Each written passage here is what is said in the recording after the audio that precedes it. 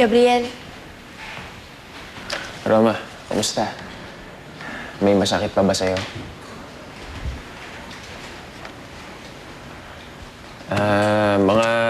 Mga lumang dyaryo.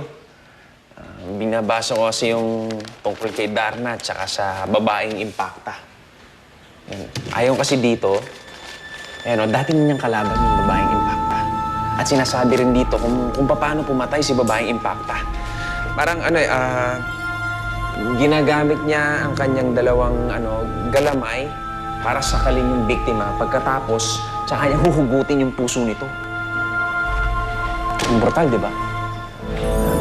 kinukulo mo ang lahat para halagahan sila. Pero, mayroon man lang bang nagmahal sa'yo? Wala. Pagkatapos mo silang palakihin, basta ka na lang nilang kakalimutan. Wala silang utang na loob. Kaya tapos sa mga bata na yan, pinaparusahan.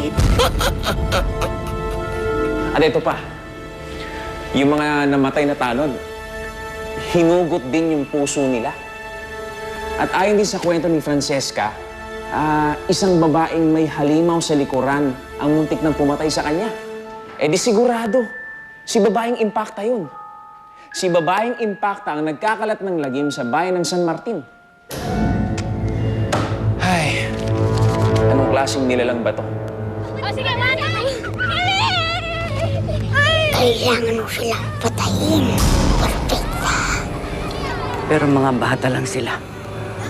Wala silang kamuang-muang sa mundo. Masamang bata sila. Hindi ka nila unibigyan ng importansya. Hindi nila sinusunod ang mga utos mo. Mga bastos sila. Mga bastos. Mga bastos sila. Bakit kailangan pa niyang pumatay ng mga inosenteng tao? Ano bang problema niya? Ano mo, bagay talaga sa kanya yung pangalan niya eh. Impacta siya talaga. Impacta. Impacta itong babae. Tama na! Wala na ang babaeng Impacta. Kaya dapat, hindi na siya pinag-uusapan pa.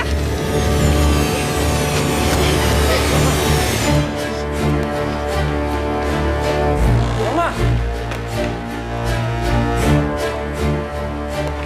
Lola Loleng, may kailangan ho ba kayong gawin? Gusto niyo ako na lang ho ang gagawa?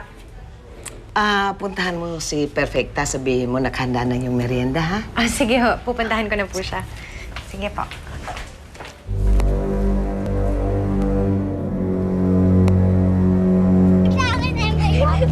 Hindi sila kawalan sa mundong ito. Wala silang pamilya. Wala silang magulang. Wala silang halaga.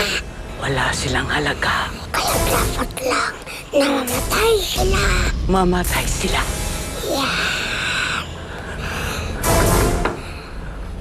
Miss Perfecta, nakahain na po.